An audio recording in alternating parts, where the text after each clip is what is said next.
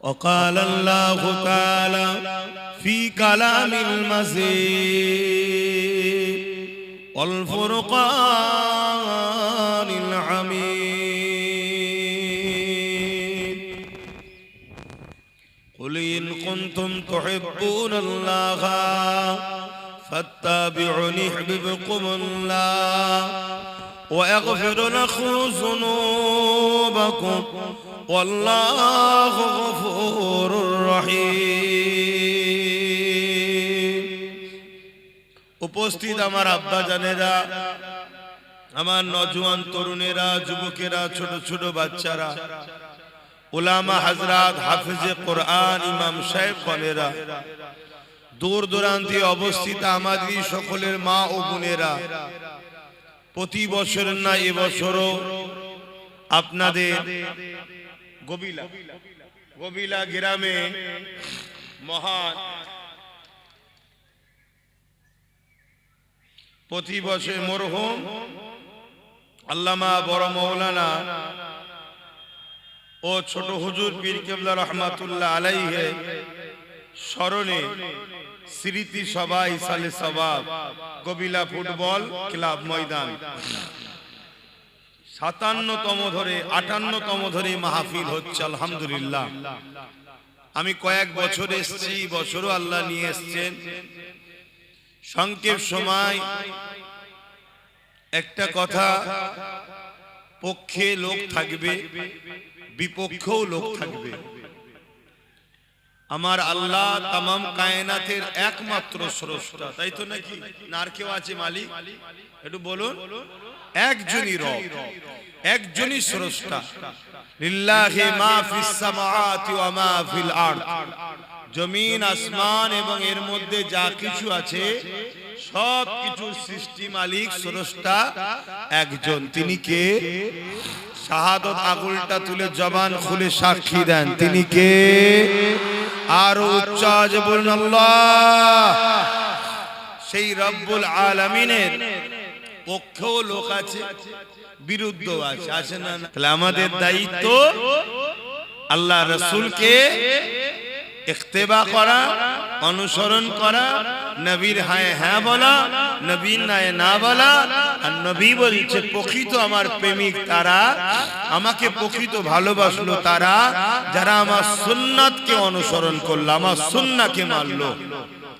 তাই আমাদের উচিত আমার নবীর জীবন আদর্শে আরো নিজেকে বেশি বেশি গড়ে তোলা। আমার নবীর বিরুদ্ধে আগেও ছিল, আজও আছে। সেদিন আবু জেহেল, উতবা, সাইবা, উমাইয়া ছিল।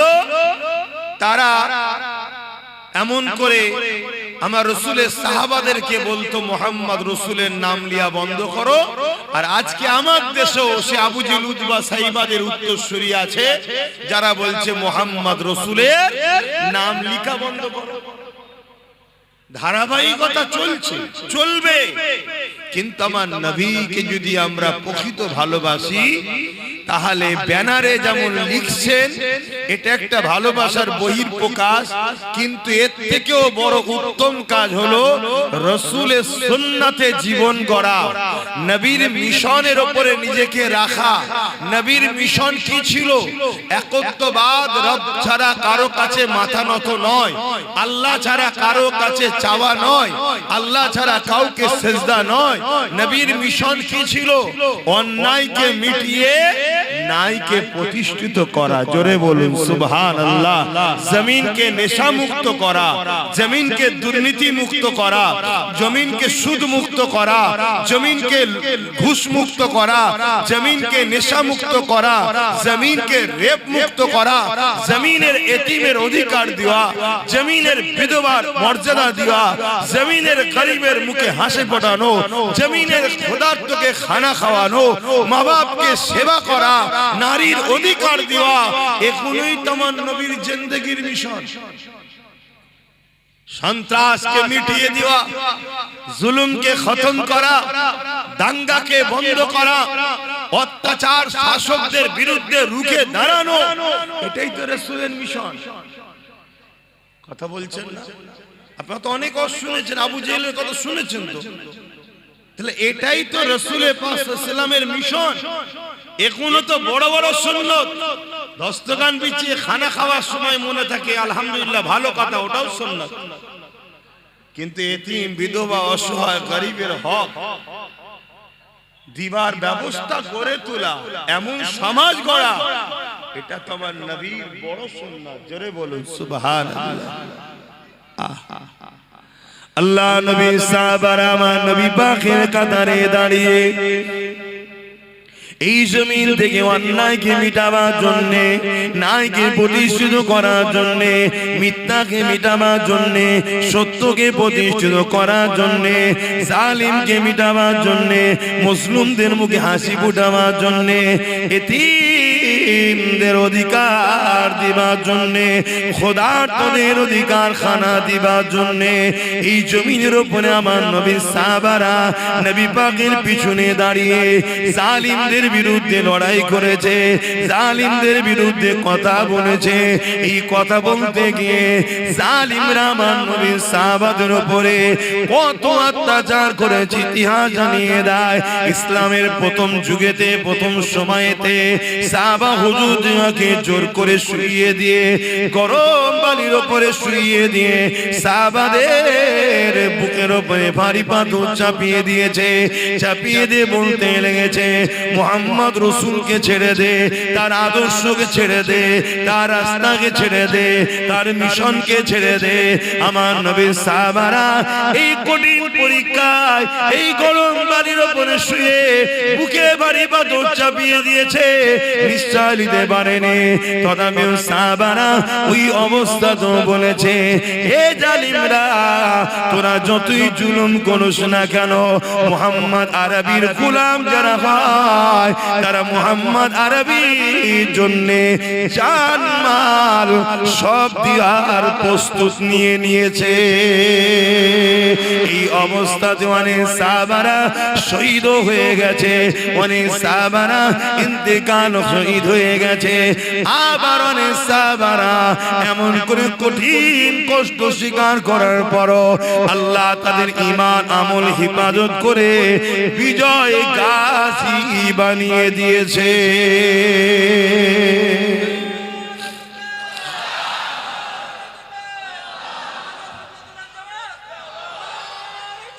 আল্লাহু আকবার।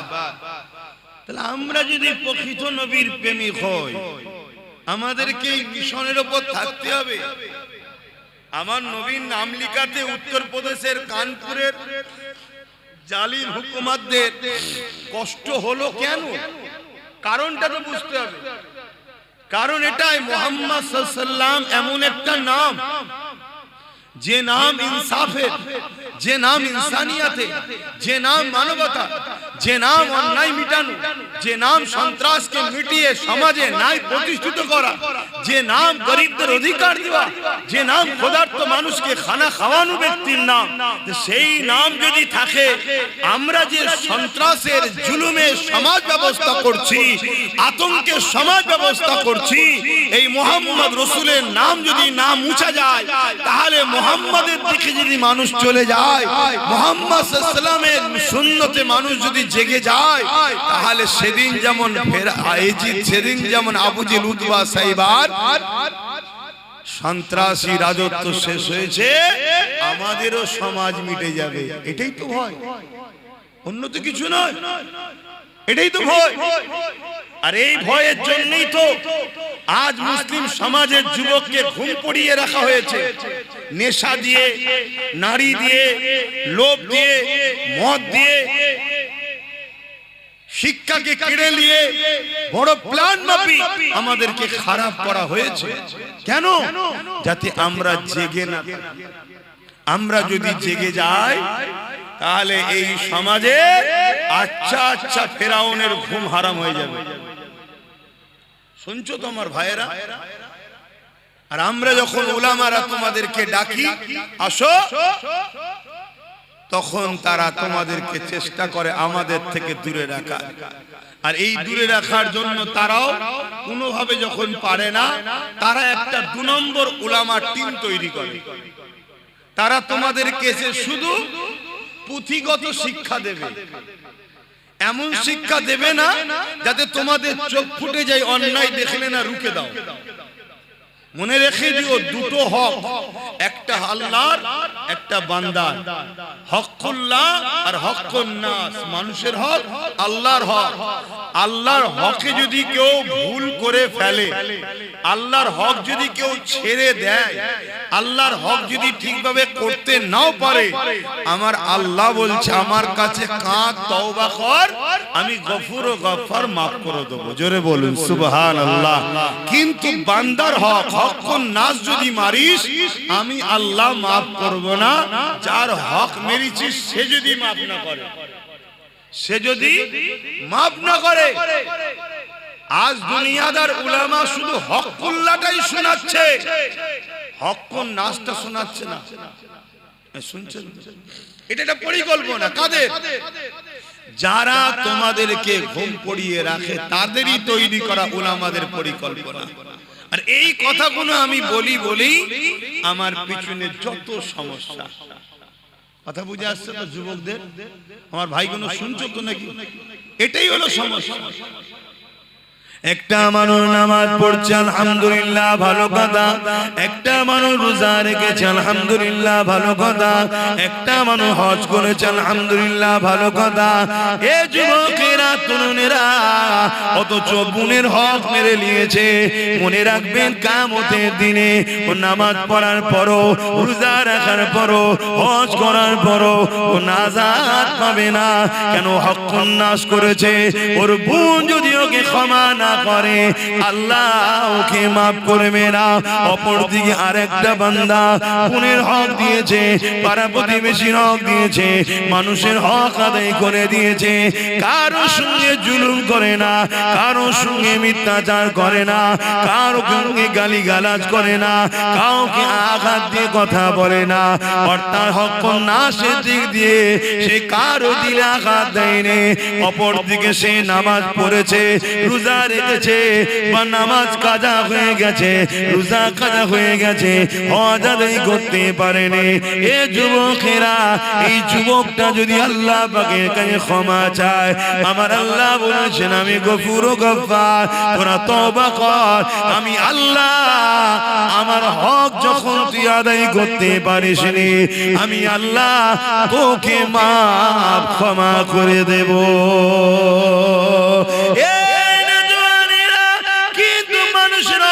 আমরা মেরে নি, আল্লাহ পাক ক্ষমা করবে না। শুধু এটা নয় গো, এই যুবকেরা, তরুণেরা, আল্লাহ নবী আরো জানিয়ে দিল, কেউ জালিম জুলুম করছে, কেউ অত্যাচার করছে, কেউ জালিম মানুষের উপরে অত্যাচার, খুন করছে, জুলুম করছে, মানুষকে পেরেশান রেখেছে। এরকম একটা ব্যক্তি জানার পরও কোন মুসলমান যদি তার সাথ দেয়, কোন মুসলমান যদি তাকে সহযোগিতা করে, আল্লাহ নবী জানিয়ে দিলেন ওই মুসলমানটা ইসলাম থেকে বেরিয়ে যাবে। একটা ছেলে এক ওয়াক্ত নামাজ কাজা করে দিয়েছে, ইসলাম থেকে বেরিয়ে যায়নি। একটা ছেলে দু চারটে রোজা ছেড়ে দিয়েছে, ইসলাম থেকে বেরিয়ে যায়নি। একটা ছেলে হজ করতে পারেনি, ইসলাম থেকে বেরিয়ে, একটু বলবেন তো, যায়নি। একটা ছেলে প্যান্ট শার্ট পরেছে, দাড়ি চেঁচেছে, ইসলাম থেকে বেরিয়ে যায়নি। কিন্তু একজন জালিম জানার পরও সেই জালিমকে যে সহযোগিতা করে, জালিমের সাথ দেয়, জালিমকে ক্ষমতায় আনে, আল্লাহ রাসূল বলছে সে ইসলাম থেকে বেরিয়ে যাবে। কথা শুনছো যুবকরা? এবার ইসলাম থেকে বেরিয়ে গিয়ে যদি নামাজ পড়ে, ও নামাজের দাম। ইসলাম থেকে বেরিয়ে যদি হজ করে, ইসলাম থেকে বেরিয়ে যদি মসজিদ বানায়, মাদ্রাসা বানায়, কোরআন পড়ায়, হাদিস পড়ায়, কথা বলেন, কথা বলেন। এই কথাগুলো যখনই বলছি, এ সমাজে এমনও মুফতি আছে, এ সমাজে এমনও মাওলানা, বক্তা, আলেম, উলামা আছে, এ সমাজে এমনও নামাজি আছে যারা জালিমদের পিছনে ঘুরে বেড়ায়, জালিমদের থেকে দালালি খায়, আর জালিমদের হয়ে কথা বলে। তারা তখন আমার বিরুদ্ধে তাদের পুষা ইউটিউবারদের লাগাবে না, লাগাবে না। যাতে আমার কথা সমাজ না খায়, আমার কথা মুসলিম উম্মাহ না শুনে নেয়। কেন মুসলিম উম্মাহ যদি আমার কথা শুনে নেয় তাহলে জালিমদের সাথীরা দেবে না, আর জালিমদের যদি সাথ না দেয় তাহলে নেক্সটের কি রাস্তা আছে জালিমদের বিরুদ্ধে? জালিমদের বিরুদ্ধে যদি হয় তাহলে আজকের ফেরাউন তারা বনি ইসরাইলকে ভয় করবে না করবে না? এটাই তো ব্যাপার, এটাই তো বিষয়। কিন্তু আপনারা যারা মনোযোগ দিয়ে শুনছেন, আপনারা বিবেক নামক দরজাকে আঘাত দিয়ে খুলুন, খুলে জিজ্ঞাসা করুন নবীদের মিশনটা কি ছিল। বেশি যত নবী এসেছে বেশিরভাগ নবীদের মিশন ছিল জালিম শাসকদের হাত থেকে আল্লাহর সৃষ্টিকে উদ্ধার করে শান্তি সমাজ প্রতিষ্ঠিত করে তাদেরকে শান্তি সমাজে বসবাস করার রাস্তা করে দেওয়া। জোরে বলুন সুবহানাল্লাহ। মাইক বাজছে না বলছে? আচ্ছা আচ্ছা ঠিক আছে, কথা শুনছেন তো আপনারা? আমার আলোচনায় অসুবিধা হচ্ছে? আমার বক্তব্য কিন্তু এটাই, কেউ নামাজ নিয়ে ওয়াজ করছে ভালো জিনিস, কেউ রোজা নিয়ে ওয়াজ করছে ভালো জিনিস, কেউ হজ নিয়ে ওয়াজ করছে ভালো জিনিস, কেউ যাকাত নিয়ে ওয়াজ করছে ভালো জিনিস, সবটাই তো শরীয়ত নাকি? ঠিক তেমনি কেউ কেউ তো ইনসাফের পক্ষে, ন্যায়ের পক্ষে, জালিমদের বিরুদ্ধে ওয়াজ করা এ সমাজে দরকার আছে না? না, সেটাকেও ভালো না বলে তার পিছনে লাগাটা উচিত হচ্ছে না। কথা বুঝে আসছে তো নাকি? হ্যাঁ, আলেম ওয়াজ করবে নামাজ নিয়ে, রোজা নিয়ে, হজ নিয়ে, দাড়ি নিয়ে, টুপি নিয়ে, জুব্বা নিয়ে, পাগড়ি নিয়ে, এক একজন এক এক বিষয়ে ওয়াজ করবে, তো সবটাই তো ইসলাম। ঠিক তেমনি একজন যদি ওয়াজ করে যে বাবা অন্যায় দেখলে হাত দিয়ে রুখতে হবে, রাসূলুল্লাহর হাদিস, হাতে যদি রুখতে না পারো মুখ দিয়ে অন্যায় প্রতিবাদ করো, যদি মুখে প্রতিবাদ করতে না পারো ঘৃণা করে দূরে সরে যাও। এ যুবকেরা, আল্লাহ নবী বললেন ঘৃণা করে দূরে সরে গেলে এটা হলো ইমানের মধ্যে সব থেকে দুর্বল ইমান, অর্থাৎ ইমানের একদম নিম্ন শ্রেণীর স্তর। প্রথম নম্বর ইমান হলো অন্যায় দেখেছে হাত দিয়ে প্রতিরোধ করেছে, কিন্তু হাতে ক্ষমতা নেই। দ্বিতীয় নম্বর ইমান, তাকে মুখ দিয়ে প্রতিবাদ করেছে, এটা অন্যায়, এটা অন্যায়, মুখ দিয়ে প্রতিবাদ করেছে, কারো মুখে প্রতিবাদ করানোর ক্ষমতা নাই, অন্তর থেকে ঘৃণা করে দূরে সরে গেছে। এই অন্তর থেকে ঘৃণা করে দূরে যে সরে গেছে এরও মধ্যে ঈমান আছে, কিন্তু এ হলো বড় দুর্বল মাইন্ডের ঈমান, বড় দুর্বল কমজোর ঈমান। কিন্তু দুঃখের বিষয়, কিন্তু আমার নবীর উম্মত দাবি করে কোন মুসলমান যদি অন্যায় দেখে হাতে রুখলো না, মুখ দিয়ে প্রতিবাদও করলো না, অন্তর থেকে ঘৃণাও করলো না, উপরন্তু সেই অন্যায়ের সঙ্গে সাথ দিল, অন্যায়কে সংগঠিত করার জন্য আরো সহযোগিতা করলো, অন্যায়ের পাশে দাঁড়িয়ে গেল। এই সমাজের বুকে যদি একটা মার্ডার হয়ে যায়, ওই মার্ডারে যে মেরেছে শুধু সে ধরা পড়ে না গো, ওই মার্ডারে তার সাথে যারা ছিল, ওই মার্ডারের জন্য যে যা শরীক হয়েছে, যে যা সহযোগিতা করেছে, এক এক করে সবাইকে ধরা হয়, সবাইকে শাস্তি দেওয়া হয়। দুনিয়ার নিজাম যদি এটা হয়, মহান স্রষ্টা রব্বুল আলামিনের নিজামটা কি? অন্যায় দেখলে হাত দিয়ে রোখো, হাতে রুখতে পারো না, মুখ দিয়ে প্রতিবাদ করো, মুখে প্রতিবাদ করতে পারো না, অন্তর থেকে তো কমসে কম ঘৃণা করে শুনে যাও। তুমি ঘৃণা না করে সেই অন্যায়কে সহযোগিতা করলে, অন্যায়কে করার জন্য, সংগঠিত করার জন্য সাথ দিলে, এ যুবকেরা, আল্লাহ নবীর হাদিস অনুযায়ী তোমার মধ্যে ঈমান বলে কিছু নাই। শুনছেন তো?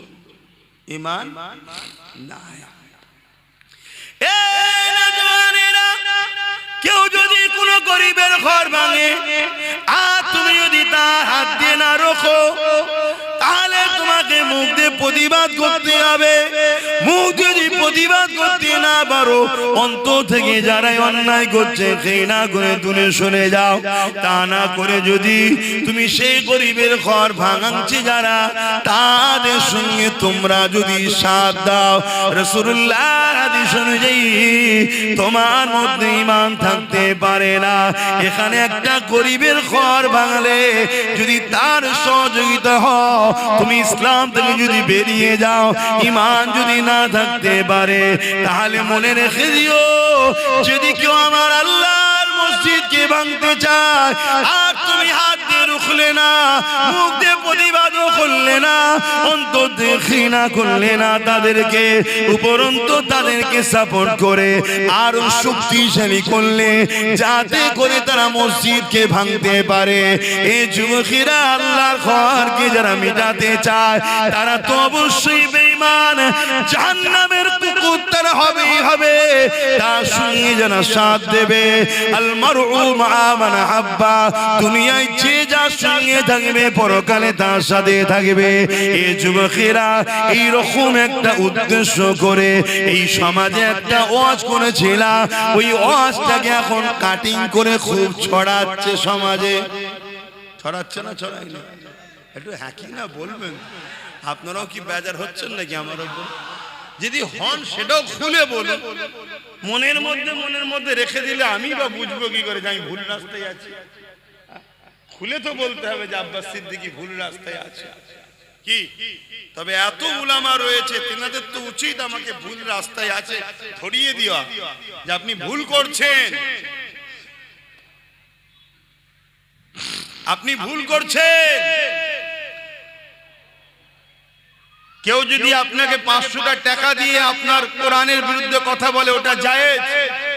আর কেউ যদি আপনাকে টাকা না দিয়ে মসজিদের বিরুদ্ধে কথা বলে, ওটা হারাম। এরকম যদি ফতোয়া থাকে একটু আমাকে বলেন, সেটা শুনি।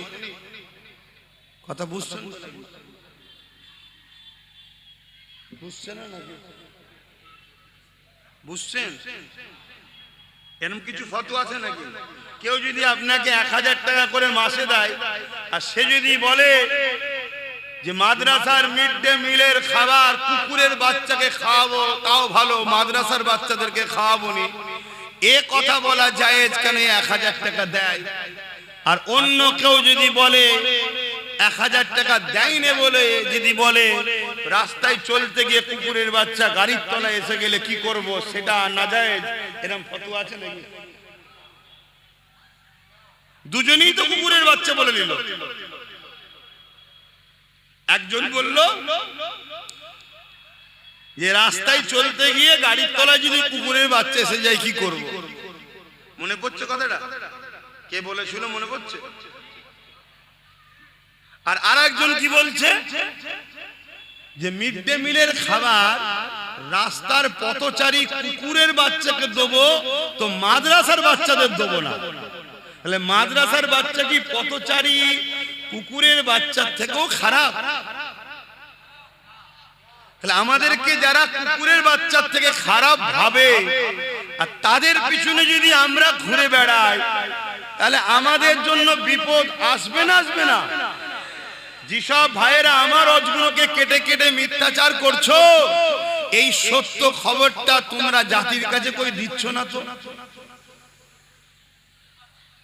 কি ব্যাপার? কিছু ভাড়া পাচ্ছেন নাকি আপনারা? কথা বুঝছেন না? বোঝেন? এইটার বিরোধী করা দরকার আছে না? না। কেউ যদি কোনো মুসলমান নিজেকে মনে করে যে আমি কুকুর, আমার বাচ্চা কুকুরের বাচ্চা, সে বিরোধী না করে, আলাদা বিষয়। কত শুনছেন? কোন মুসলিম ঘরে যদি এমন ছেলে জন্ম নেয়, দেখা যাবে সে নিজেকে কুকুর মনে করছে আর তার বাচ্চাকে সে নিজে কুকুরের বাচ্চাই মনে করে। সে যদি এই কথাটার প্রতিবাদ না করে, সেটা তার বিষয়। কিন্তু আমি আব্বাস সিদ্দিকী, আমি মনে করি এই জমিনের উপরে খায়রুল উম্মাহ, একটা আমরা আশরাফুল মখলুকাত, আবার নবীর উম্মত হওয়ার জন্য শ্রেষ্ঠ উম্মত আমরা। অতএব এত বড় গালি দিবার অধিকার কে দিয়েছে তাকে এত বড় কথা বলবে? তাহলে এর প্রতিবাদের দরকার আছে না? না। এই প্রতিবাদটা একটা হুজুর হিসাবে, উলামা হিসাবে আমার করার রাইট নাই? অসুবিধা হচ্ছে আব্বাজানদের? বাপেরা, নওজওয়ানেরা, তরুণেরা, এ নবী পাকের প্রেমিকেরা, রাসূলুল্লাহ যদি প্রকৃত প্রেমিক হও, ইতিহাসের পাতা তোমাকে আমাকে কি সাক্ষী দেয় জানতে হবে। তারিখে হাদিসগুলো খুলে দেখো, আল্লাহ নবী, নূহ নবী, দয়ার নবী সাহাবাদের উপরে কেন এত জুলুম হয়েছিল, কি জন্য এত জুলুম হয়েছিল? নামাজ পড়ার জন্য না, না না, রোজা রাখার জন্য না, না না, হজ করার জন্য না, না না, এই জন্য জুলুম হয়েছিল। যারা জালিম ছিল তাদের জুলুমের বিরুদ্ধে আল্লাহ নবী সোচ্চার হয়েছিল। এই জমিনে জালিমরা নারীদেরকে জ্যান্ত জ্যান্ত পুঁতে দিত। আল্লাহ নবী বলেছিল, এ দুনিয়ার জালিমেরা নারীদেরকে জ্যান্ত পুঁতাটা বন্ধ করো। কেন তাদেরকে জ্যান্ত পুঁতে দিতেছ? তারা তো মায়ের জাত, মহান স্রষ্টা তাদেরকেও বানিয়েছে, তিনি পুত্র সন্তানও বানিয়েছে। এই কন্যা কারো স্ত্রী হবে, আর পুত্র সন্তান কারো স্বামী হবে। এদের সংসারের বিনিময়ে দুনিয়া জমিনে তো মানুষ জাতির বিকাশ ঘটবে। এ যুবকেরা, তারা আজ আমার রাসূলুল্লাহর বিরুদ্ধে দখল করলো। ওই বিরোধী সেদিন থেকে চলতে চলতে চলতে চলতে আজ 2025 সালে আজকের দিনও কিছু এজিদ, কিছু ফেরাউন রয়েছে, তারা আমার নবীকে পায়নি। নবীর ইসলামের শানে মিথ্যাচার করছে, নবীর ইসলামের শানে আঘাত দিচ্ছে। যারা নিজেদের নারীদের হক দিতে পারে না, যারা নিজেরা নারীদেরকে নিরাপত্তা দিতে পারে না, নিজেরা নারীদেরকে রেপের হাত থেকে বাঁচাতে পারে না, কিন্তু তারা আজকে ইসলামের গায়ে দাগ লাগাচ্ছে।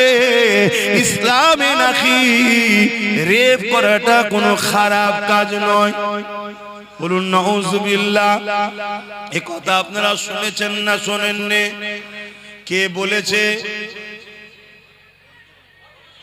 কোথায় বাড়ি? উত্তর 24 পরগনা জেলার ব্যারাকপুর ভাটপাড়ার। ভুল বললাম?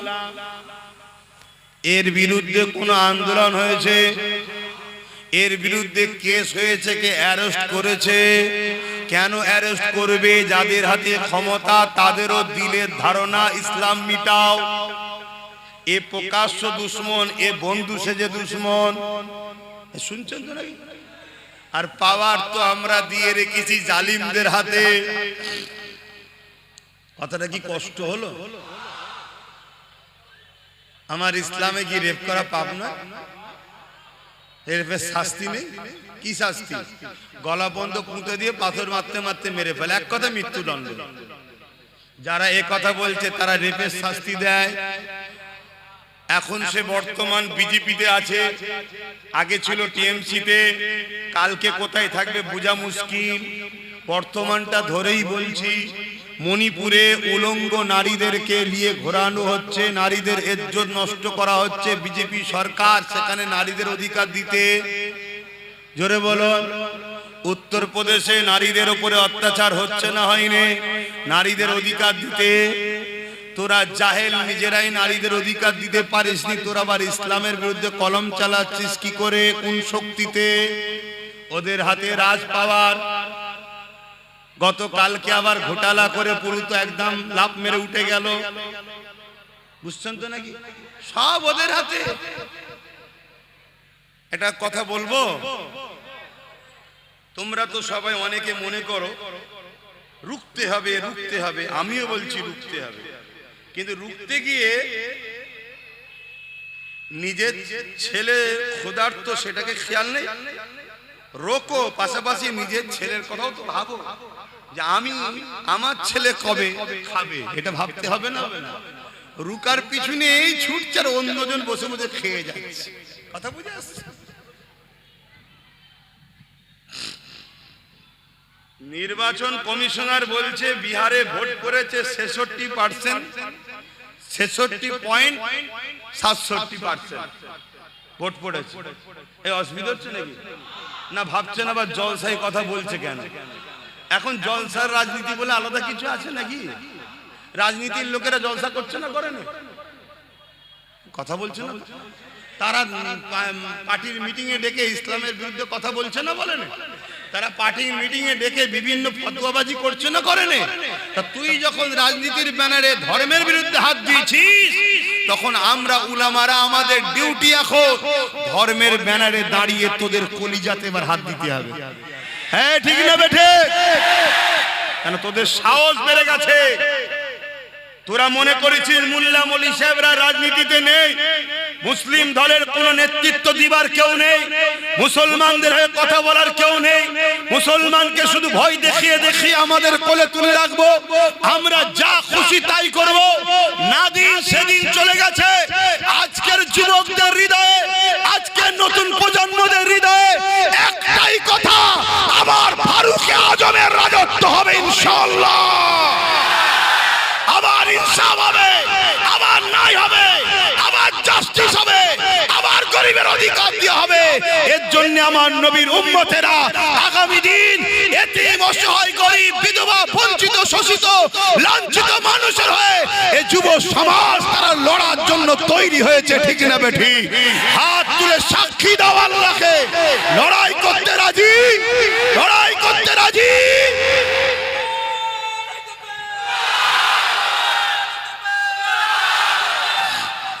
ভাইরা আমার, আল্লাহু আকবার। তাহলে কমিশন বলছে বিহারে 66.67% ভোট পড়েছে। আর বিহারে ভোটের সংখ্যা কত? 7,42,00,000 কম বেশি। এটা হলো টোটাল ভোটের সংখ্যা। আর ভোট পেয়েছে কত? 7,45,00,000।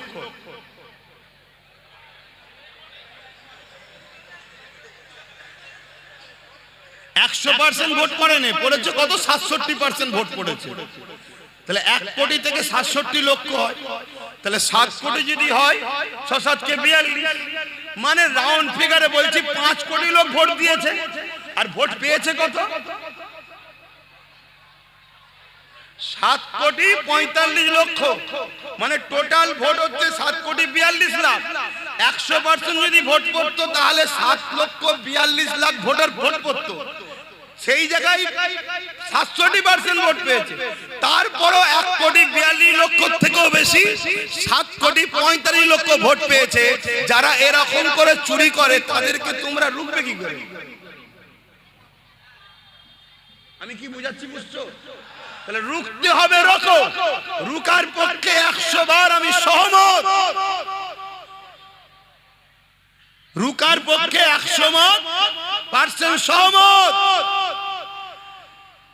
কিন্তু বাপ, রুখতে গিয়ে নিজেকে যেন বিলীন করে দিও না, নিজের অস্তিত্বটাকে বাঁচাও। আমার এটা বক্তব্য। কথা বুঝে আসছে না? না কেন, কিভাবে ঘোটালা হচ্ছে বুঝতে পারছো? এই ঘোটালা সব জায়গাতেই হচ্ছে। এই কথাটা বিজখানে বললাম, অসুবিধা হলো। এটা জুলুম না ন্যায়? এটা জুলুম না? জুলুম নয়, কোনটা জুলুম? এটা অন্যায়। যাক আসেন আবার ধর্মের আলোচনায় চলে আসি। আমার নবী পাকের সাহাবাদের উপরে জুলুমটা কেন হয়েছিল? অন্যায়ের বিরুদ্ধে কথা বলেছিল তিনারা, এতিমের পক্ষে কথা বলেছিল, মানবতার পক্ষে কথা বলেছিল, খোদার্থ মানুষের পক্ষে কথা বলেছিল, অসহায়ের পক্ষে কথা বলেছিল। এ যুবকেরা, তরুণেরা, তাওহীদের বাণীর পক্ষে কথা বলেছিল তিনারা। এই জন্য সাহাবা হুজুরদের উপরে জালিমরা বড় জুলুম করেছিল। কতটা জুলুম করেছে প্রথমেই বললাম। সাহাবা হুজুরদের পায়ে দড়ি বেঁধে, ওই ঘোড়ার পায়ে দড়ি বেঁধে দিয়েছে। ওই ঘোড়া দ্রুত ছুটতে লেগেছে। আর সাহাবা হুজুরদের মরুভূমির বাড়ির উপর দিয়ে টেনে টেনে নিয়ে যাচ্ছে। যাচ্ছে, পিঠে চামড়াখানা ছিঁড়ে ছিঁড়ে কাঁধের কাছে জড়ো হয়ে যাচ্ছে, বালিকোনা কোনো পিঠেতে গেঁথে যাচ্ছে, রক্তাক্ত হতে লেগেছে। এ যুবকেরা এরকম কষ্ট কি তোমাদের ওপরে হচ্ছে এখন? বলো বলো।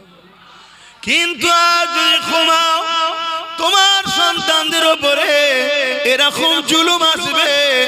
আজ যদি তোমরা না জাগো, এখনো তোমরা এক মুঠো যদি হও, আল্লাহর জাত পাকের কসম করে বলছি, যার কুদরতিয়াতে আব্বাসের জান রয়েছে, ইনশাআল্লাহ এমন একটা জমিন আমরা করে রেখে যাব, যদি ফসল আমরা না খেতে পারি, মাঠটাকে চাষযোগ্য করে যাব। আমাদের বাচ্চারা ওই জমিনে চাষ করে ফসল খেতে পারবে ইনশাআল্লাহ। এ যুবকেরা ঘাবড়ে যেও না গো, আল্লাহকে ভয় করো। কোথায় কি হচ্ছে দেখে লাভ নাই, তোমার মনের মধ্যে একটাই কথা থাকবে, আমি আমার আল্লাহর খুশির জন্য হক কথা বলবো, আমি আমার আল্লাহর রাজির জন্য নাই কথা বলবো, সন্তানের ভবিষ্যতের জন্য আমি সত্য পথে চলবো, আমি নিজের কিছু মেহনত করে নিজেকে প্রতিষ্ঠিত করব।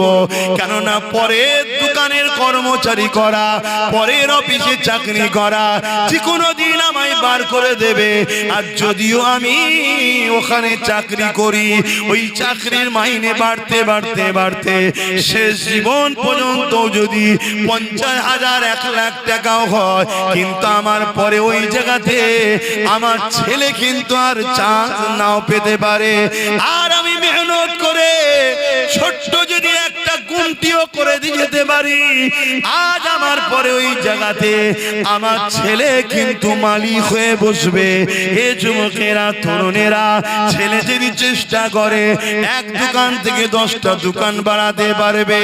তাই বলে দিয়ে যায় আমার রাসূলুল্লাহ যেমন আমাদেরকে নামাজের কথা বলেছে, রোজার কথা বলেছে, হজের কথা বলেছে, দাড়ি টুপির কথা বলেছে, মানবতার কথা বলেছে, ইনসাফের কথা বলেছে, ইনসানিয়াতের কথা বলেছে, গরিব প্রেমের কথা বলেছে, খোদার্তদের খানা খাবার কথা বলেছে, ঠিক তেমন নবী আমার সাহাবাদের ধরে ধরে হাতে হাতে বিজনেস করার পলিসি, তারা কি হবার পলিসি আমার নবী শিখিয়েছে। আর পাশাপাশি জমিনের উপরে মাথা তুলে বেঁচে থাকার জন্য পাওয়ার রাজ ক্ষমতার কথাও শিখিয়েছে। আরো জোরে বলুন সুবহান।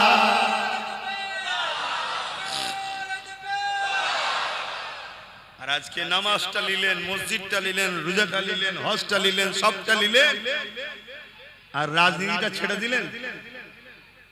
এটা তোমরা করো, আজকে ওরা করছে শুধু একা। আর আজকে আইন করছে ওয়াকাফ, কালা কানুন, মসজিদ ভাঙবো, মাদ্রাসা ভাঙবো, কবরস্থান ভাঙবো, ঈদগাহ ভাঙবো, কাদগা ভাঙবো। অলরেডি ভাঙছে। কোন পাওয়ারে ভাঙছে? যেটাকে ছেড়ে দিয়েছি আমরা। এক যুবকরা, কষ্ট হচ্ছে আমার কথা, অসুবিধা হচ্ছে। যেই হুজুরটাকে খালি খামাই নিয়ে এসছিস, বাপ ঠিকই বলেছি, যদি মনে হয় খালি খামাই নিয়ে এসছিস, পরের বার থেকে আনলেও তোরা আল্লাহ কারে এসিস নি বাপ। যদি আমাকে খারাপ লাগে, তুই তোর কাতারে থাক না বাপ, আমি আমার কাতারে থাকি নাকি? যার ভালো লাগবে 10 জনে যদি ভালো লাগে আমার কথা শুনবে, লোক বলবে 10 জন নিয়ে আপনি তাহলে কি করবেন? আমি কি করবো আমি জানি না তো, আমি চেষ্টা করব। ফায়সালা তো আমার নয়, ফায়সালা তো আল্লাহ। এই কথা বুঝছেন না? বোঝেন না? এই তো সবাই মিলে এত চেষ্টা করলো, ভোট রয়েছে 7,42,00,000, পড়েছে কত? 7,45,00,000। কথা বুঝে আসছে না? আমার হলো চেষ্টা করা কাজ। ফায়সালা কি হবে ওটা আমার দেখার দায়িত্ব, ওটা তো আল্লাহ জানে। হযরত ইব্রাহিম আলাইহিস সালামকে নমরুদ যখন আগুনে ফেলে দিল, ওই সময় বিশাল আগুন জ্বলতে লেগেছে। আমি জানি না তোমাদের কবিলা গ্রামটা কত বড়, কতটা বড় আমি জানি না।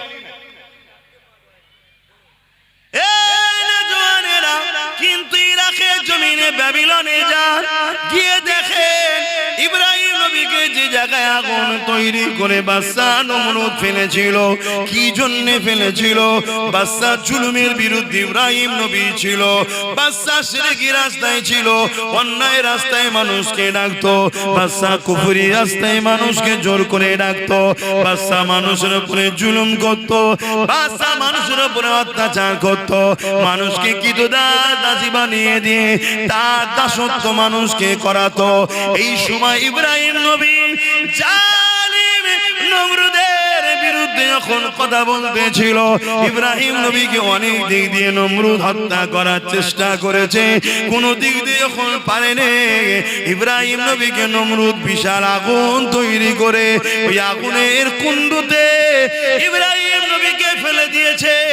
ইব্রাহিম নবী ওই আগুনের কুণ্ডুতে যখন পড়তে লেগেছে, আমার আল্লাহ পাক বলেছিলেন এই আগুন ইব্রাহিমের জন্য আরামদায়ক ঠান্ডা হয়ে যাও গো, সঙ্গে সঙ্গে ফুলের বাগান তৈরি হয়ে যায়। চারিদিকে আগুন, বিচখানে ফুলের বাগান তৈরি হয়ে গেল। তার মধ্যে ইব্রাহিম নবী খুঁজছে ফিরছে, আল্লাহর জান্নাতি নিয়ামত খেতে লেগেছে। অনেক বড় কথা, আমি ওদিকে যাচ্ছি না, আমি যে বিষয়টা আমার যুবকদেরকে, মায়েদের বাপেদেরকে বোঝাচ্ছি, এ যুবকেরা মন দিয়ে শোনো। ওই সময় দেখা যায় দুটো আল্লাহর মখলুক, একজন চোঁচে করে পানি নিয়ে এসেছে, ইব্রাহিম নবীর আগুনে দেবে যাতে করে আগুনটা নিভিয়ে যায়। এত কম পানি তার চোঁচে রয়েছে, যার নাম হলো আজনাই, যে কিনা 2-4-5 ফুট হয়তো পানি হবে। ওই পানিতে ইব্রাহিম নবীর আগুন কি কোনোদিন বন্ধ হবে মনে হয়? একটা বিশাল গ্রামের মতো এলাকায় আগুন জ্বলছে, এই মাঠটার মতো নয়, বিশাল বড় একটা এলাকা, একটা গ্রাম, এত বড় এলাকা গর্ত করা আছে, সেই জায়গাতে আগুন ধরিয়েছিল। এত বিশাল আগুনে ওই একটা মখলুকের 5-6 ফুটা পানি যে চোঁচে করে আনতে পারে, তার এই পানিতে কি আগুনটা বন্ধ হবে? একটু বলুন, বিবেককে বলুন। কিন্তু ও ইব্রাহিম নবীর বিরুদ্ধে না পক্ষে, আগুনটা বন্ধ করার চেষ্টা করছে, কিন্তু হবে কোনদিনই। কথা বুঝে আসছে? অপরদিকে আরেকটা হলো গিরগিটি। কি নাম? গিরগিটি। যারা রং পাল্টায় এদেরকে গিরগিটি বলা হয়। কিছু গিরগিটি নেতাও বেরিয়েছে, আছেন না? না, আপনার সঙ্গে ইফতার খেয়েছিল, আপনার সঙ্গে একসাথে বসেছিল, কি পূর্ব মেদিনীপুরে গিরগিটির মতো রং পাল্টেছে না পাল্টাইনি? জোরে বলে। এখন আবার কালকে লাড্ডু খাওয়াচ্ছে, বলছে এবারে আমাদের বাংলা। অত সহজ না, কথা বুঝে আসছে না? না, যতটুকু পেয়েছিস দিদির দয়াতে পেয়েছিস, বেশি আর কথা বলিস না, আমরা সব বুঝি। তোরা দুজন সেটিং এ আছিস, অন্য কাউকে বিরোধী রাখতে চাইছে না, তোকেই রাখতে চাইছে। কেন? তুই থাকলে এ যা করবে তুই ধামা চাপা দিবি, আর তুই যা করবি এ তোকে সিকিউরিটিদের নিরাপদে রাখবে। অন্য কেউ বিরোধী হয়ে গেলে তোদের দুজনেরই কপালে বাস পড়ে যাবে। কি গো, কথাটা কি ভুল বললাম না? আপনাদের খারাপ লাগছে? এই যারা দাঁড়িয়ে আছেন বলেন, অসুবিধা হচ্ছে? আমার তো সোজাসুজি কথা, কাউকে তো ধরে আনিনি। বা এই গিরগিটির মতো শুধু রং পাল্টা। একদিন মাথায় টুপি দিয়ে সাদা পায়জামা পাঞ্জাবি পরে এসে খুব ইফতার খেয়েছে আমাদের সাথে। খেয়েছে না খাইনি? আমার সাথে না খেলো, আমাদের সাথে তো খেয়েছে নাকি? হ্যাঁ, অনেকে মনে করেছিল ভালো হবে, হয়তো ভালো। ন্যাস তুলে দেখেন এড়ে না বেড়ে দেখেন। কথা বুঝে আসছে? ঘুমটা দেখেছে, মসজিদে ঢুকিয়ে দিয়েছে, জানে না যে মসজিদে ঢুকাতে কিরম হচ্ছে না হয়নি? ঘুমটা দেখেছে, কলিকাতার ঈদগাঁয় রেড রোডে নামাজ হয়, ওখানে নিয়ে চলে গেছে। এই ঈদের নামাজে যাওয়া যায় মহিলাদের? নিয়ে চলে গেছে। তাহলে এটা ধর্মকে নিয়ে কি খেলা করা হচ্ছে না? ও এর বিরুদ্ধে কেউ কোন মিডিয়া করে আর করে বলবে না। আব্বাস সিদ্দিকী এই যে বলছে, এর মধ্যে থেকে আর কি খুঁত পাওয়া যায় দেয়, ওইটাকে কেটে ছড়া। কেন? এদেরকে দুনিয়ার বেঈমান নেতারা অর্থ দিয়ে পুষছে। চালাও চালাও, চালিয়ে যাও। কত ফেরাউন এসেছে, কত নমরুদ এসেছে, কত আব্দুল্লাহ ইবনে উবায়ও এসেছে, মুখ ভর্তি দাড়ি, মাথায় টুপি, বড় পাগড়ি ছিল, বড় জুব্বা ছিল, বড় জাননেওয়ালা ছিল, বড় বক্তা, বড় কোরআন জাননেওয়ালা। এমনকি নবী পাকের সোজাসুজি নামাজ পড়তো, আবু বকর সিদ্দিককেও দাঁড়াতে দিত না। কিন্তু কোরআন ঘোষিত সে জাহান্নামী হয়ে গেছে। কথা বুঝে আসছে? সবাই চোখে ধুলা দিয়ে যেতে পারে, আব্বাস তোমাদের চোখেও ধুলো দিয়ে দিতে পারে, কিন্তু আব্বাস আমার আল্লাহর কুদরতি চোখে ধুলো দিতে, জোরে বলো, ইজ্জতের মালিক তোমরা না আল্লাহ, জোরে বলে, আরো জোরে বলে। অতএব আব্বাস যেখানে যায় আল্লাহ শুকর করে বলছি, মানুষের ভিড়ে ঠেলাতে, চিৎকার চেঁচামেচিতে ওয়াজ করতে পারছি না আমি। সমস্যা এই গত মনে হয় পরশু দিন, গতকাল জুম্মা গেল, পরশু দিন কোথায় গেলাম, ঢোলা, ঢোলাতে সারাক্ষণ তো ঝগড়াই হলো, কি জায়গা পাই দাঁড়াতে পারেন, এই ঝগড়া হয়ে হয়ে সারাক্ষণ সময় চলে গেল। কি ওয়াজ করব, ওই ওর মধ্যে ও ঝগড়া করে যাচ্ছে, আমি ওয়াজ করে যাচ্ছি, কি করব? বাপেরা, নওজওয়ানের আল্লাহর জাত পাকের কসম করে বলছি, নিয়ত আমার একটাই, আপনাদের হৃদয়ে আমার রাসূলুল্লাহর প্রেম ভালোবাসা ঢুকাবো এবং দুনিয়ার জমিনে যতদিন বাঁচবেন কারো কাজে হাত পেতে নয়, নিজের অধিকার নিজে বুঝে নিয়ে ইজ্জতের খানা খাবো।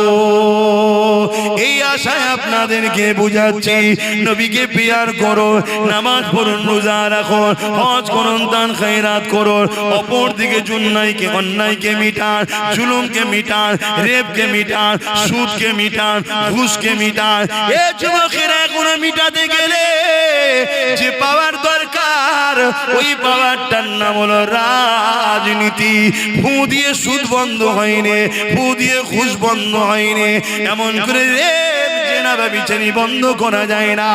এর জন্য আইন তৈরি করতে হবে, যারা রেপ করবে তাদের জন্য এই শাস্তি হবে, যারা সুদের কারবার করবে, যারা এমন করে ঘুষ খাবে তাদের জন্য এই শাস্তি হবে। ধরা পড়লে সঙ্গে সঙ্গে তাকে সাসপেন্ড জীবনের মতো করে দেওয়া হবে। এইভাবে ২-১০টাকে করলে এই সমাজে রেপ বন্ধ হয়ে যাবে, এই সমাজে ঘুষ বন্ধ হয়ে যাবে। আজকের দিনে সবচেয়ে মারাত্মক ভয়ানক জিনিস যেটা মানুষকে কুরে কুরে খাচ্ছে, নেশা, নেশা, নেশা। এই নেশাকে বন্ধ করা দরকার। সেই নেশাটা মদ হতে পারে, সেই নেশাটা গাঁজা হতে পারে, সেই নেশাটা অন্য কিছু হতে পারে। কিন্তু দুঃখের বিষয় বলতে হয়, আজকে সরকার যখন মদের ডিলার লায়, সরকার যখন মদ বিক্রিতে নম্বর 1 হয়ে গর্ব করে, সেই সমাজে মাতালকে কখনো রুখা সম্ভব নয়।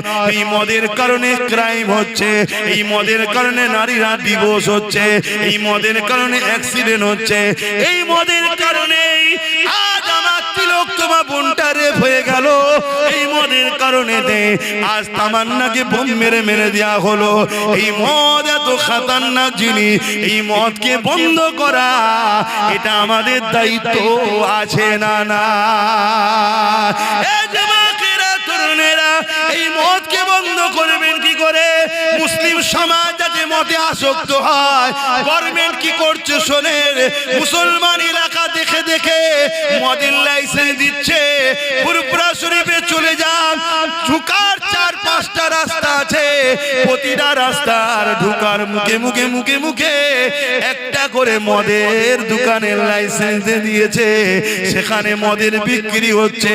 চলে যান একটা পবিত্র তীর্থভূমি, ভারতবর্ষের দ্বিতীয় বৃহত্তম তীর্থভূমি, যে ধর্মে ইসলামে মদকে হারাম করা হয়েছে, সেই ধর্মের স্থানে ইমানের ঢোকার মুখে মুখে মুখে মুখে মদের লাইসেন্স দিয়ে দিয়েছে। আপনারাও মুসলমান এলাকা কোনো খেয়াল করে দেখবেন, আমার কথা মিলার। মুসলিম এলাকায় মদের দোকান হচ্ছে, মুসলিম এলাকায় ফাংশন হচ্ছে, মুসলিম এলাকায় জুয়ার আড্ডা বসছে, মুসলিম এলাকায় নাচের আড্ডা বসছে, মুসলিম এলাকায় এমন করে সুদের কারবারের ব্যবস্থা তৈরি হচ্ছে। কেন করা হচ্ছে সরকার জানে। সরকারের পিছনে অনেক মৌলানা রয়েছে যারা সরকারকে বুদ্ধি দিচ্ছে যে এদেরকে মিটাতে গেলে এদেরকে আল্লাহ থেকে সরাতে হবে, এদেরকে রসুলের থেকে সরাতে হবে। সরাতে গেলে ডাইরেক্ট যদি বলেন আপনাকে বক্সিং মেরে নাক ফাটিয়ে দেবে, ওটা করবেন না। এদেরকে মদে ঢুকিয়ে দেন, এদেরকে গানে ঢুকিয়ে দেন, এদেরকে ফাংশনে ঢুকিয়ে দেন, এদেরকে সুদে ঢুকিয়ে দেন, এদেরকে লোনে ঢুকিয়ে দেন। একদিকে এদেরকে গরিব বানান, অপরদিকে এদেরকে অল্প পয়সায় লোন দেন। যখনই সুদ নেবে কাবার সামনে মায়ের সঙ্গে জিনা করার সমান পাপ হবে, তখন এরা আল্লাহ রসুলের থেকে সরে যাবে। আল্লাহ রসুলের দয়া মায়া যখন এদের থেকে সরে যাবে, তখন এদেরকে যখন আপনারা কতল করবেন আল্লাহ সাহায্য করবে না। বদরের মতো এরা জিততে পারবে না। এ আমার জাতি, এ আমার কওম, তোমাদেরকে মেরে ফেলার প্ল্যান চলছে।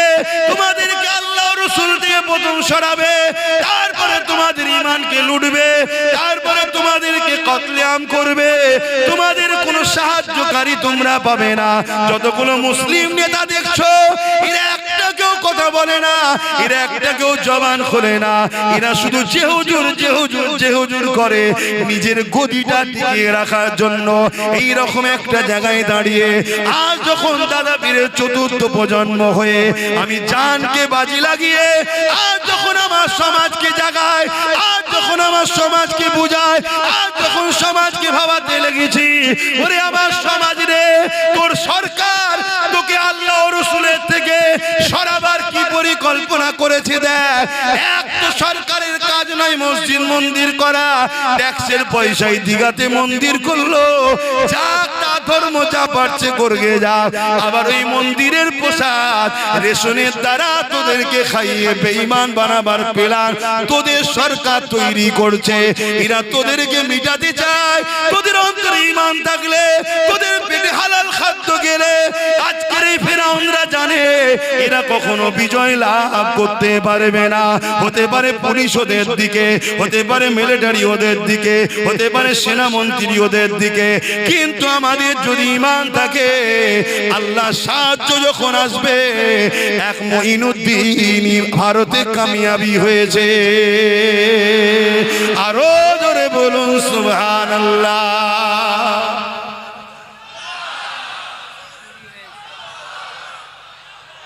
ভাইরা আমার, বলুন আব্বাস সিদ্দিকী অন্যায় করছি আমি, জোরে বলুন অন্যায় করছি। এর পরও দিনের শেষে একটাই কথা হবে, কি হবে? ডাকাতকে রুখতে হবে। বলবে না? বলবে না? চোর বলছে ডাকাত রোকো। চোর কি বলছে? কথা বলছে না তো। এই চোর বলছে ডাকাত রোকো। ডাকাত রুকা দরকার আছে না? না, কিন্তু চোরের কথা বুঝছো না তো। চোরের সাথে ডাকাত ঢুকা যায়? চোর আর ডাকাতের মধ্যে পার্থক্য কি? ডাকাত কুকুর চুরি করে, চোর মাছ চুরি করে, এটাই তো। তাহলে এও আমার ওয়াকাফ খাচ্ছে আর ও বলছে পুরো ওয়াকাফ পুকুরটাই চুরি করলো। কথা মাথায় ঢুকছে না? ঢোকে না? তাহলে চোর দিয়ে কখনো ডাকাত রুকা যায় না। এজন্য ডাকাতকেও রুখতে হবে, চোরও তাড়াতে হবে। এর জন্যই তো আব্বাস সিদ্দিকী চেষ্টা করে নবী খানদানের বাচ্চাকে বুঝিয়েছি, তুই যা, তুই যা। সে তো বলছে আপনি তো বেশ ভালো লাইনে আছেন, আর আমাকে চারিদিকে কত ঠেলা ঠুলি, ঝগড়া ফাসাদ, গালি গালাজের মধ্যে জড়াতে হচ্ছে। আর আপনি যাচ্ছেন, হজ করছেন, আবার ঘরে এসে ঘুমোচ্ছেন নিশ্চিন্তায়। আর আমি রাত দুটোই ফোন করছে, ভাইজান আমার এখানে ধরে ফেলেছে, আবার আমাকে পুলিশকে ফোন করতে হচ্ছে। আমি তুই বেশি নেকির কাজ করছিস, চুপ কর, কথা বলিসনি, যে লাইনে ঢুকে গেছে ওখানে থাক। বুঝতে পারছেন না, পারেন না? তাহলে বলুন, আপনাদের উচিত তো আমার ভাইটা সাথ দেওয়া দরকার আছে না? আল্লাহকে সাক্ষী রেখে বলুন, দরকার আছে না? না, লম্বা করে হাত তুলুন। ডায়ে বাঁয়ে কে হাত তোলেন একটু দেখেন তো, কে হাত তোলেন একটু দেখবেন শুধু ভাই, হাত নামান। যে হাত তোলেন সে আমার দুশ্মনও নয় আর বন্ধুও নয়। তার জন্য দোয়া করি আল্লাহ তাকেও আমাদের সাথী করুক। বলুন আল্লাহুম্মা আমিন। আজকে একটা যদি এত কিছু করতে পারে, তার সাথে যদি আরো গোটা 30-40 থাকে, আমাদের উপকার না লস? জোরে বলুন। এবারে কেউ যদি মনে করে যে তুমি বলছো তাহলে আমরাই তো রুখবো না, তোমরা যদি সত্যি রুখতে চাও, সত্যি যদি রুখতে চাও, তাহলে আসো না একসাথে রুখি। এই কথা বুঝছেন না? আসো না একসাথে রুখি। না না, একসাথে নয়। কেন একসাথে নয়? বলছে একসাথে যদি রাত্রিরে ঘরের পাহারা দেয়, তোমার লোক আমার লোক থাকে, তা রাত্রিরে যখন ডাকাত ঢুকবে, আমি যে দরজা খুলছিলাম তুই তো খুলতে দিবি না। শুনছেন না? শুনুন না, একসাথে হলো অসুবিধা কি আছে? এই অসুবিধা আছে? ডাকাত যদি রুখতে চাও, তা পাহারাটা দুজন মিলে দিলে হয় না? না না, তোকে লিয়া যাবে না। কেন রে? না, আমি একা পাহারা দেবো। তুই তো 15 বছর পাহারা দিয়ে সব ডাকাত ঢুকিয়েই ফেললি। হ্যাঁ, কথা বুঝছেন না? বোঝেন না? আর একটা কথা হলো, যদি কারো কোনো ভুল ফটো বেরিয়ে পড়ে, কারো কোনো ভুল যদি বেরিয়ে পড়ে, ধরেন আমি চুরি করেছি, ধরা পড়ে গেছি, আমি কি জোরে চিল্লাতে পারবো যার কাছে প্রুফ আছে? জোরে বলে। তা চোরের রিপোর্ট তো ডাকাতের কাছে আছে, আছে না? না, চোরের রিপোর্ট ডাকাতের কাছে আছে না? না, ডাকাত এখন উপরে বসে আছে, চোরকে বলছে বেশি বললে রিপোর্ট আছে ভরে দেবো, অতএব আমি যা বলছি শোন, আমার মতো চলবি, তোকে বেঁচেও রাখবো, আমিও খাবো, তুইও খাবি। ডাকাত আর চোরে মিটে সেটিং এ কাজ হচ্ছে না হয়নি? একটু আওয়াজ দিয়ে বলবেন, হচ্ছে না হয়নি? শত শেষ কথা বলে যাচ্ছি, সময় কম। যদি কেউ মসজিদ মাদ্রাসা মিটাবে বলে, তাকে সাপোর্ট করা যাবে। আর কেউ যদি বলে উন্নয়ন শেষ হবে না, কোরআন শেষ হয়ে যাবে, তাকে সাপোর্ট করা চলবে। যদি কেউ কোরআনের বিরুদ্ধে কথা বলে, তাকে সাপোর্ট করলে ঈমান থাকবে। কোরআন মানে না আলাদা কথা, দেশটা সবার। শুনছেন তো নাকি? আমরা নেতাজিকে ভালোবাসি না, গান্ধীকে ভালোবাসি না, কেন? তারা আমার ধর্ম মানে না, ভুল ঠিক সে জবাব স্রষ্টার কাছে দেবে, কিন্তু আমার ধর্মের বিরুদ্ধে তো বলবে। ঠিক না বেটি? তুমি মানবে না মানবে তোমার কাছে, কিন্তু বিরোধী করার অধিকার কে দিল? কথা বুঝে আসছে? এজন্য আমি এক জায়গায় একটা কথা বলেছিলাম যে কেন্দ্র সরকারকে ভোট দিলে ঈমান চলে যাবে, রাজ্য সরকারকেও ভোট দিলে ঈমান চলে যাবে। পুরোটা দেয়নি, শুধু কেটে একটুখানি দিয়েছে। শুনছেন তো নাকি? এরপরে আমি কি বলেছি? এরপরে বলেছি, যদি রাজ্য সরকার মনে করে যে কোরআন শেষে বলাটা আমার ভুল হয়েছে এবং দিল্লি চলে যাও বলাটা ভুল হয়েছে, যদি ক্ষমা চাই, তাহলে আমি এর বিরুদ্ধে আর বলবো। এরপরে বলেছি, সেটাও দেয়নি, শুধু দিয়েছে রাজ্য সরকারকে ভোট দিয়ে হারাম বলেছে আব্বাস সিদ্দিকী। শুনছেন? আবার একটা বুজুর্গ লোকের বক্তব্য আমার সঙ্গে সেটিং করেছে, করে বলছে এই দেখো, একজন বুজুর্গ বলছে দিয়া যাবে, আরেকজন বলছে দিয়া যাবে না। বুজুর্গ বলেছে মসজিদে দান করো। বুজুর্গ কি বলেছে? মসজিদে দান করো। দান করতে হবে না? হবে না। কিন্তু কাল যদি মসজিদটা দখল করে কেউ পার্টি অফিস করে দেয়, ওখানে কি বুজুর্গ বলছে দান করো? তাহলে এখনকারের কথা তখনকারের কথা তুই জুড়ছিস কেন? ও তো আগে বলেছে, তখন তো আমিও বলেছিলাম যে চলো এ যখন বলছে দেখা যাক, ঠিক না বেটি? কিন্তু ওরে বাবা, তোর মুখোশ ছড়ে গিয়ে এখন অরিজিনাল মুখ বেরোচ্ছে। অরিজিনাল মুখ বেরোচ্ছে কি? কোরআন শেষ হয়ে যাবে, আমার উন্নতি শেষ হবে না। কোন মুসলমান যদি একে ভোট দেয়, ঈমান তার থাকবে না। শুনছেন তো নাকি? এ যদি ক্ষমা চেয়ে আলাদা কথা, ক্ষমা চেয়ে আলাদা কথা। আমি আবার বললাম যে আমার ওটা বলা ভুল হয়েছিল, দিল্লি চলে যাও বলাটা ভুল হয়েছে, দুর্গাপুরে মাদ্রাসা ভাঙাটা ভুল হয়েছে। জানেন তো নাকি রাজ্য সরকার দুর্গাপুরে মাদ্রাসা ভেঙেছে? জানেন? এগুলো আমার ভুল হয়েছে, আলাদা কথা। কথা শুনছেন না শোনেন না? কিন্তু তুমি মাদ্রাসা ভাঙবে আমার ভোট নিয়ে, তুমি কোরআন শেষে বলবে আমার ভোট নিয়ে, তুমি কুকুরের বাচ্চার সঙ্গে মুসলমানের বাচ্চাকে আরো নিকৃষ্ট করবে আমার ভোট নিয়ে, মনে রেখে দিও কোন ঈমানদার তোমাকে আর সাথ দিতে পারে না। কিন্তু ওই সকল লোক সাথ দিতে পারে। কারবালার মাঠে তো আমাদের দেখা আছে ইমাম হোসাইনের পক্ষে এসে দাঁড়ায়নি, এজিদের পক্ষে দাঁড়িয়েছিল 13,000 আলেম উলামা হাফেজ ছিল, মুফতি মৌলানা হাফেজ 13,000 ছিল। 25,000-এর মধ্যে 25,000ই মুসলমান ছিল হোসাইন হুজুরের বিরুদ্ধে, তার মধ্যে 13,000 ছিল কি আলেম হাফেজ মুফতি। কেন? সামান্য অর্থ সামান্য পদের জন্য। এই রকম যারা আজকের দিনেও আছে, গাদ্দার মুনাফিক, মুসলিম সুরাতে বেঈমান কাফের মুনাফিক, ইসলামের দুশমন, যেমন ইমাম হোসাইনের দুশমন ছিল, আজকে সেই হোসাইনের দিন নানা দিনের দুশমন যারা আছে তারা হয়তো তোমায় সাথ দিলে দিতেও পারে, কিন্তু মনে রেখে দিও আমরা হাসতে হাসতে মরা পছন্দ করব। মসজিদ মাদ্রাসাকে যারা মিটাতে চায় তাদের সঙ্গে আপোষ নয়। কোরআন যে শেষ হয়ে যাবে বলবে, সে যদি ক্ষমা না চায় তার সঙ্গে আপোষ নয়। এ কথাই যারা একমত একটু হাত তুলে দেখাবেন, আল্লাহকে সাক্ষী রেখে হাত তুলবেন। আয় আল্লাহ, আমরা আপনার কোরআনের পক্ষে, মসজিদ মাদ্রাসার পক্ষে হাত তুলেছি, আপনি আমাদের ঈমানে তাকত দেন, এর উপরে মজবুত থাকার তৌফিক দেন। আমিন আমিন আমিন সুম্মা আমিন। নারে তাকবীর, নারে তাকবীর, লব্বাইক লব্বাইক লব্বাইক লব্বাইক, নারে তাকবীর। যদি কোন মুসলমান হাত না তোলে তার সামনে আমার একটাই কথা, সে আমাদের কেউ নয়, দুশমনও নয় আর বন্ধুও নয়। কথা বুঝে আসছে? শেষ কথা বলে যাচ্ছি, এখন সময় কম, আজান নামাজ পড়তে হবে, তাই আমি আর কথা বাড়াচ্ছি না। আমার পরে আরো আছে, আমার ভাই আছে তো, হ্যাঁ, আমার জুনায়েদ ভাই রয়েছে এবং বশিরের হুজুরের আওলাদও রয়েছেন, অতএব এবং পিননগরের থেকে আবুল বাসার সাহেব আছেন, শরফুল আমিন সাহেব আছেন, আসবে সব। কি গো, আমি বাপ দোয়া এখনো করিনি, উঠে পড়লে কেন? আমি তো নামাজ পড়বো। একটুখানি এই ছেলেরা যাচ্ছে, একটু চাদরটা ঘোরাবে, যার যা খুশি একটু দিয়ে দেবেন। দেন তো নাকি? আমি কাজ করি জানেন তো, একটু চাদর ঘোরানো দরকার আছে না? নাই দেন, যার যা খুশি দেন, যার যা খুশি দেন, যার যা খুশি দেন।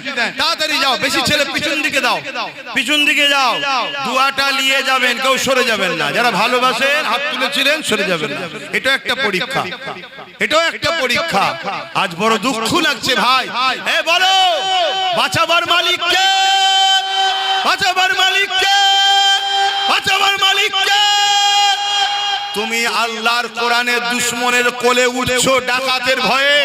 আর ডাকাত যদি ওই যেমন বললাম 7,42,000-এর জায়গায় 7,45,000 করে দেয়, কি করে ঠকাবে? বলো, কি করে ঠকাবে? অতএব নিজের শক্তি তৈরি করো। এরপরও বলছি, এ যদি ক্ষমা চায় ভিন্ন বিষয়। কথা বুঝে আসছে না? নাই, আর ক্ষমা না চাইলে সাপোর্ট করা হারাম, চলবে না। মনে রেখে দিও, যত মুফতি মৌলানা বক্তা আছো, আমি চ্যালেঞ্জ করছি, যদি ভুল হয় আমাকে শিখিয়ে দেন, আমি মেনে নেব। দেন, যার যা খুশি দেন। ছেলেরা একটু বেশি করে যা বাবা, তাড়াতাড়ি যা, নামাজ পড়তে হবে। আর কথা নয়, দোয়া